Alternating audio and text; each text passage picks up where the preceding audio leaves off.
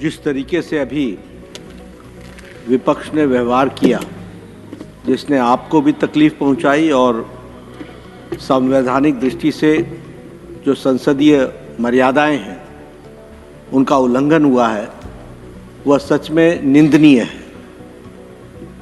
It is condemnable.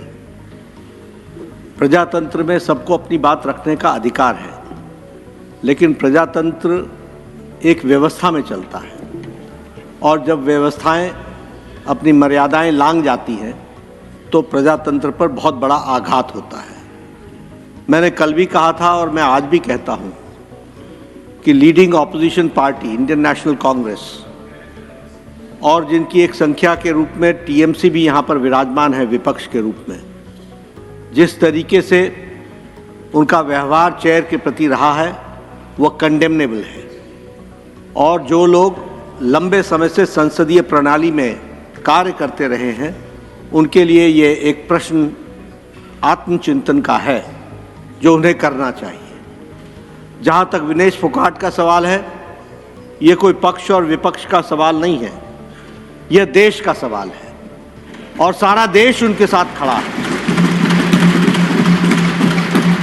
ये भारतीय खेल को आगे बढ़ाने का विषय है जिसके साथ सब लोग भावनात्मक तरीके से जुड़े हुए हैं और भावनाओं के साथ विनेश के साथ खड़े हैं। और मैं ये कहना चाहता हूं कि कल प्रधानमंत्री जी ने कहा चैंपियंस ऑफ चैंपियन, और साथ में प्रधानमंत्री जी ने कहा कि सारा देश खड़ा है।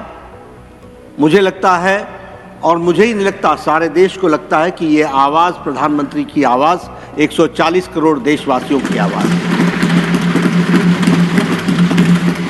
दुर्भाग्य इस बात का है कि इसको भी हम पक्ष और विपक्ष में बांटने का प्रयास कर रहे हैं। मुझे लगता है कि शायद विपक्ष विषय विहीन हो चुका है, मुद्दा विहीन हो चुका है।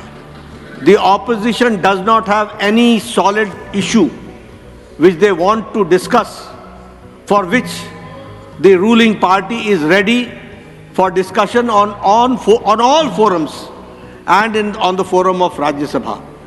लेकिन जब सारा देश इस विनेश के साथ खड़ा है तो मुझे लगता है, और जो भी प्लेटफॉर्म्स थे और हैं उन सारे पर रिड्रेसल का प्रयास भारत की सरकार और खेल मंत्रालय और ओलंपिक एसोसिएशन के हमारे नुमाइंदों ने किया है। इस बात का मैं विश्वास दिलाना चाहता हूँ। इसलिए भावनाओं पर कंट्रोल करना, भावनाओं को सीमित रखना और अपने विवेक से काम करना, यह इस समय की आवश्यकता है।